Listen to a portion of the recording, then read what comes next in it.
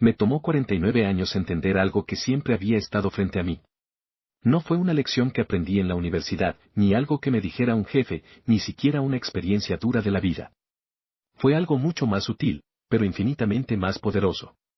Recuerdo el día exacto que lo entendí. Estaba sentado frente a mi computadora una noche, después de otra jornada larga en el trabajo. La pantalla iluminaba mi escritorio, ese mismo espacio de siempre, lleno de papeles, un café ya frío, y el cansancio acumulado de años dando lo mejor de mí.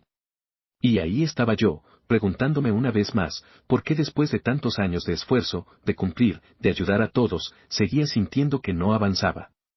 Ese día, mientras escuchaba un episodio del podcast The Diary of a CEO, algo pasó. Una frase, una idea, me sacudió. Sentí como si alguien, por fin, pusiera en palabras lo que yo no había podido entender en décadas. Ese momento cambió la forma en que me veo, la forma en que me comunico, y, sobre todo, la forma en que conecto con los demás.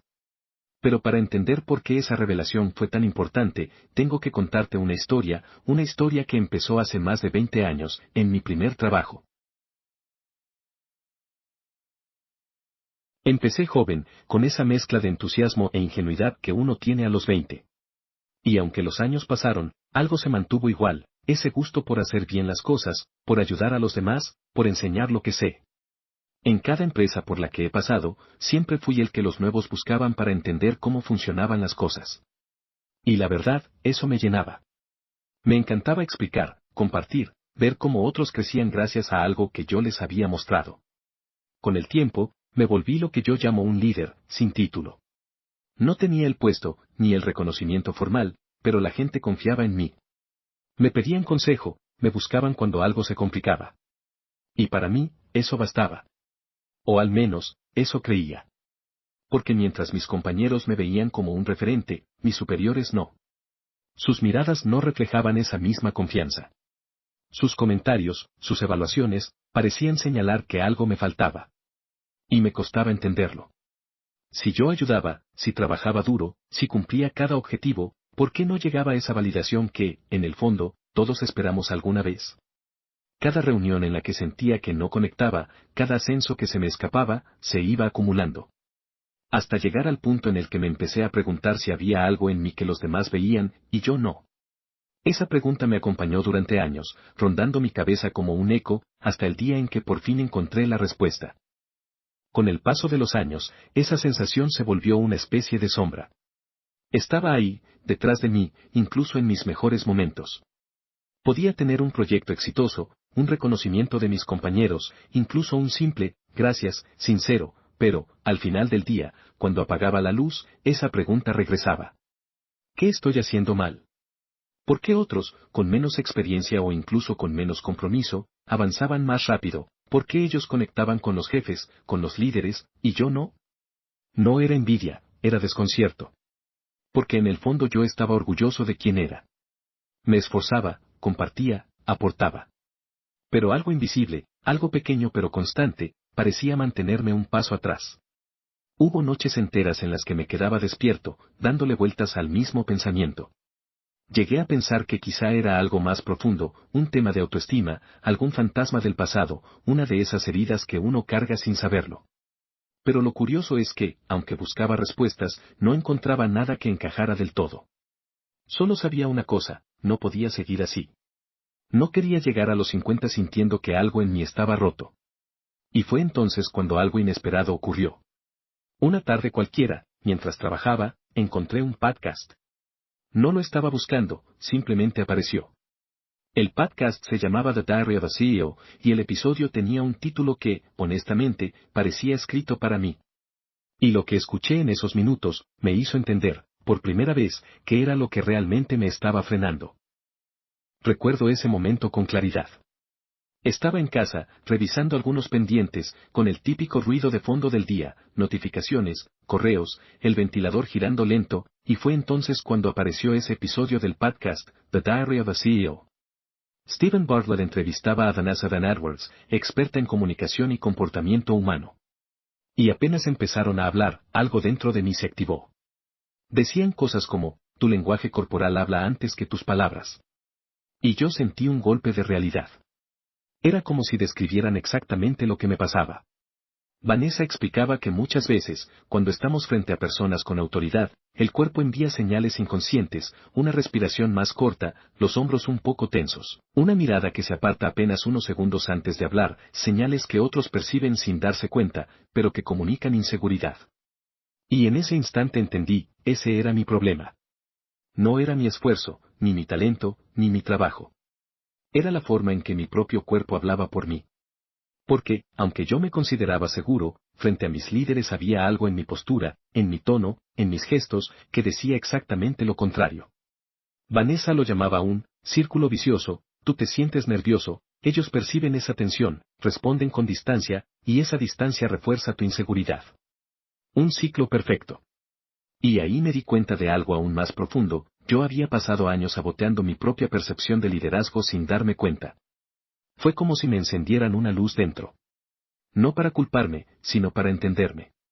Por primera vez, vi con claridad la raíz del problema, y supe que sí podía cambiarlo.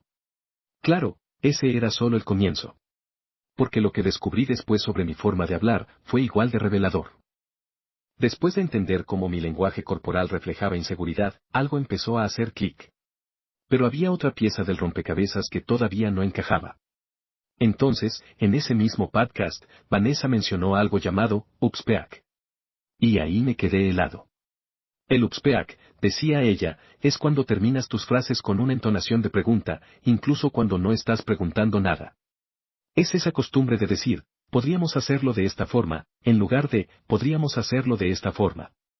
¿Notas la diferencia? El primer tono suena como si estuvieras dudando de ti mismo. El segundo, como si supieras exactamente lo que haces.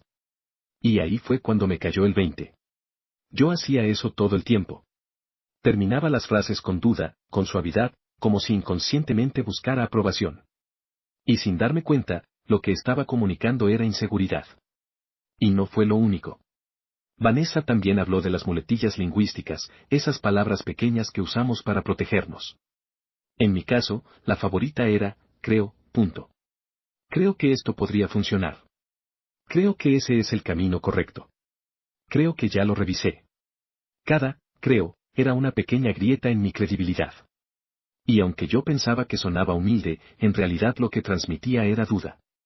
Y fue duro darme cuenta de eso. Porque no era que no supiera las cosas. Era que no me atrevía a afirmarlas.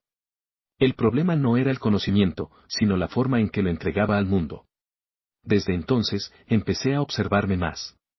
A escuchar mis propias palabras, a notar cómo cada frase podía proyectar confianza o inseguridad.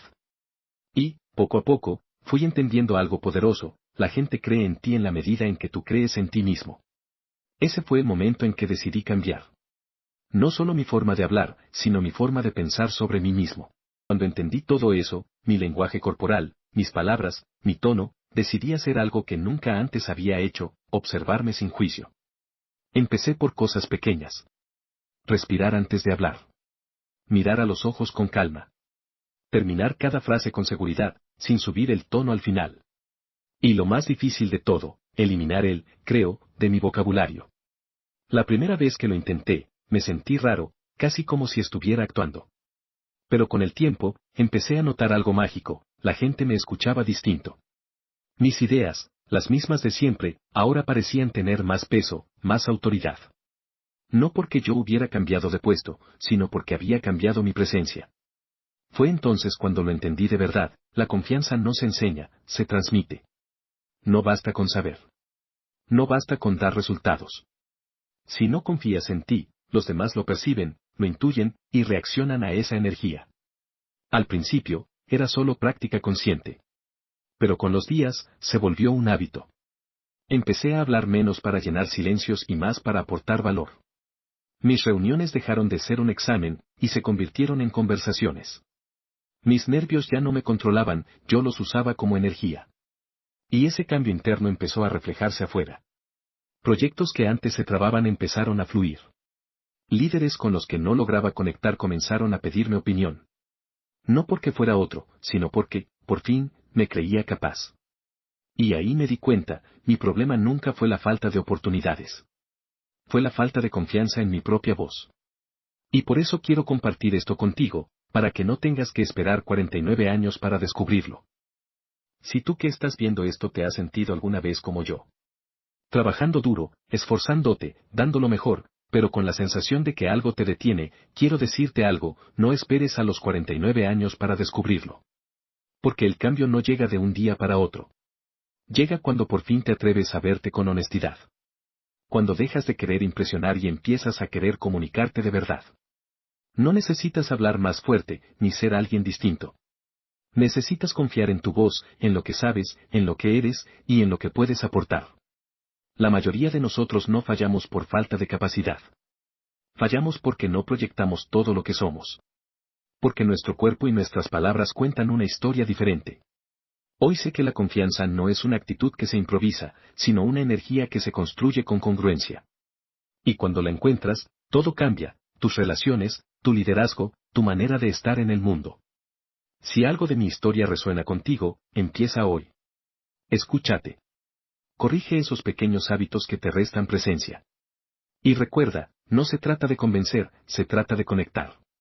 Te dejo el link al episodio de Stephen Bartlett y Vanessa Van Edwards en la descripción, porque para mí fue un antes y un después, y puede serlo para ti también. Gracias por escucharme, por acompañarme en esta reflexión, y sobre todo, por apostar por tu propio crecimiento. Nos vemos en el próximo video. Y recuerda, sigue construyendo la confianza que inspira.